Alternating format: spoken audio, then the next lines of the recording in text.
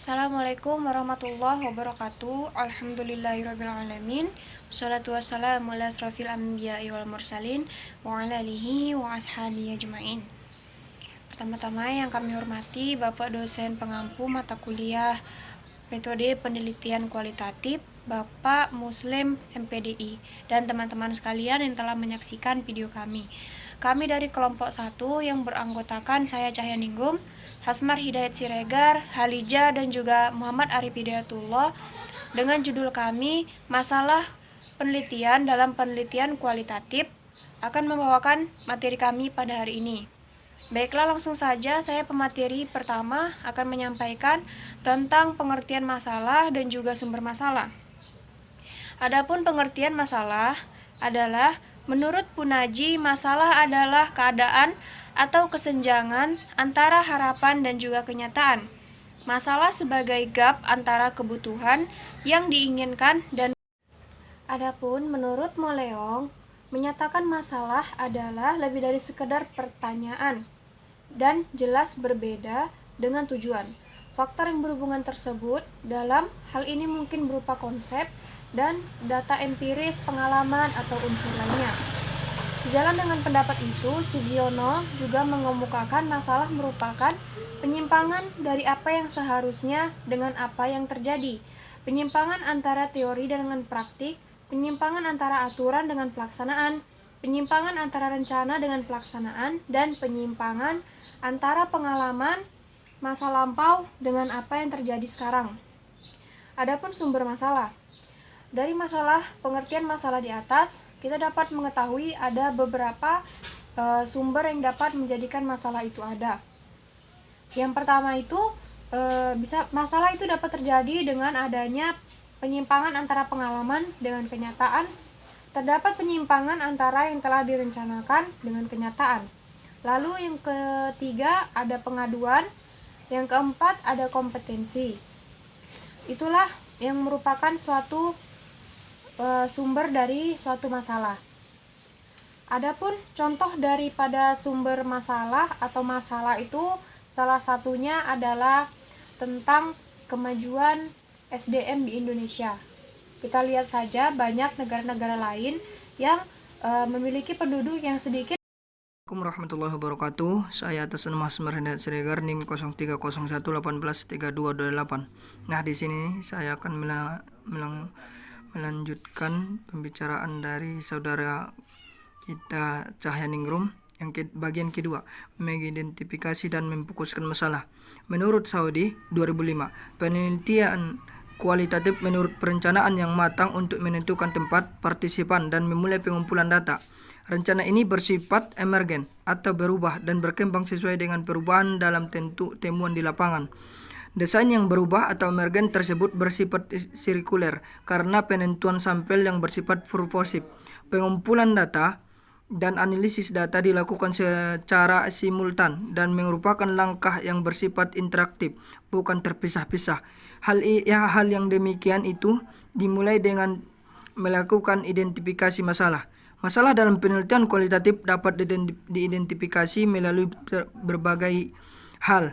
Menurut Surya Barta 2003, bahwa identifikasi masalah dapat ditentukan melalui 1. Bacaan yang berisi laporan hasil penelitian. Hal ini bisa dimanfaatkan karena pada bagian akhir dapat direkomendasikan untuk penelitian lebih lanjut. Dan yang kedua, diskusi, seminar, dan kegiatan ilmiah lainnya. Pada kegiatan tersebut, pembicara sering melontarkan masalah yang disampaikan secara logis dan profesional sehingga dapat dimanfaatkan sebagai bahan penelitian. Yang ketiga, pernyataan pemegang otoritas serta Mendiknas, gubernur, bupati, dan pihak lain yang sering melontarkan masalah yang dihadapi pemerintah. Yang keempat, pengamatan sepintas seperti mengadakan studi komparatif ke sekolah-sekolah. Dan yang kelima, pengalaman pribadi yang dikaitkan dengan kehidupan profesional seperti pendidikan. Dan yang keenam, perasaan intuitif seperti setelah bangun tidur atau setelah istirahat. Sedangkan Bungin Prastowo 2011 mengungkapkan bahwa terdapat 5 kriteria lain dalam menentukan fokus dalam penelitian kualitatif, yakni yang pertama, interesting, artinya tentukanlah fokus masalah yang akan diteliti yang menarik baik bagi peneliti ataupun bagi masyarakat agar bisa menarik semua kalangan. Yang kedua, aktual. Maksudnya fokus masalah yang kita pilih itu bersifat kekinian atau yang terjadi sekarang agar peneliti bisa memberikan solusi bagi permasalahan yang sedang dihadapi. Yang ketiga, monumental, yaitu masalah yang selalu bisa diingat oleh masyarakat seperti masalah tentang sosial, agama, dan sebagainya. Yang keempat, spektakuler, maksudnya masalah yang dipilih itu masalah yang menakjubkan, yang mana akan menarik perhatian banyak kalangan. Dan yang kelima, fokus pada tema tertentu. Fokus masalah itu pada tema tertentu saja, agar tidak melebar dan meluas sehingga menyulitkan bagi peneliti untuk meneliti tentang apa yang mau diteliti. Penelitian memuat gejala-gejala suatu objek yang bersifat tunggal dan parsial. Gejala tersebut dapat membentuk variabel-variabel yang akan diteliti. Menurut Sugiono 2010, gejala dalam penelitian kualitatif bersifat holistik. Artinya, dalam penelitian kualitatif gejala yang diteliti bersifat menyeluruh, meliputi berbagai aspek tempat, pelaku, dan aktivitas. Dengan demikian, peneliti kualitatif masih mempunyai masalah yang terlalu luas. Hal tersebut dalam penelitian kualitatif ada yang disebut sebagai batasan masalah. Batasan masalah tersebut akan menentukan variabel yang akan dijadikan fokus masalah. Menurut Sugiono 2010, pembatasan masalah didasarkan pada tingkat kepentingan, urgensi, dan pasibilitas masalah, selain faktor keterbatasan tenaga serta waktu. Hal tersebut dapat diartikan masalah yang urgen jika tidak segera diselesaikan maka akan segera kehilangan cara untuk mengatasinya. Sedangkan pasibilitas atau adanya berbagai sumber daya dalam memecahkan masalah. Dengan demikian diperlukannya analisis masalah dalam menentukan fokus masalah. Selain itu, menurut Bungil Prastowo 2011, terdapat 5 kriteria dalam menentukan fokus dalam penelitian kualitatif, yaitu sebagai berikut. Yang pertama, interesting. Tentukan fokus masalah yang akan diteliti, yang menarik bagi peneliti ataupun bagi masyarakat agar bisa menarik semua kalangan. Yang kedua, aktual. Fokus masalah yang dipilih bersifat kekinian atau yang terjadi sekarang atau saat ini agar peneliti bisa memberikan solusi bagi permasalahan yang dihadapi. Yang ketiga, monumental. Masalah yang selalu bisa dipilih oleh masyarakat. Yang keempat, spektakuler. Masalah yang dipilih merupakan masalah yang menakjubkan, yang mana akan menarik perhatian banyak kalangan. Dan yang kelima, fokus pada tema tertentu. Fokus masalah pada tema tertentu agar tidak melebar dan meluas sehingga menyulitkan bagi peneliti untuk meneliti apa yang akan diteliti. Jadi, dengan penetapan fokus, seorang peneliti dapat membuat keputusan yang tepat tentang data mana yang dikumpulkan dan data mana yang tidak akan dipakai. Penetapan fokus dalam penelitian kualitatif akan dipastikan sewaktu peneliti sudah berada di lapangan. Dengan kata lain, walaupun rumusan masalah sudah baik dan telah ditunjang oleh kepustakaan dan pengalaman tertentu, bisa jadi situasi di lapangan yang tidak memungkinkan bagi peneliti untuk meneliti masalah tersebut. Dengan demikian, kepastian tentang fokus dan masalah itu yang menentukan adalah keadaan di lapangan. Oke, sekian saya kembalikan kepada moderator. Assalamualaikum warahmatullahi wabarakatuh. Nama saya Halijah, NIM 0301182132. Di sini saya akan menjelaskan tentang cara menentukan masalah.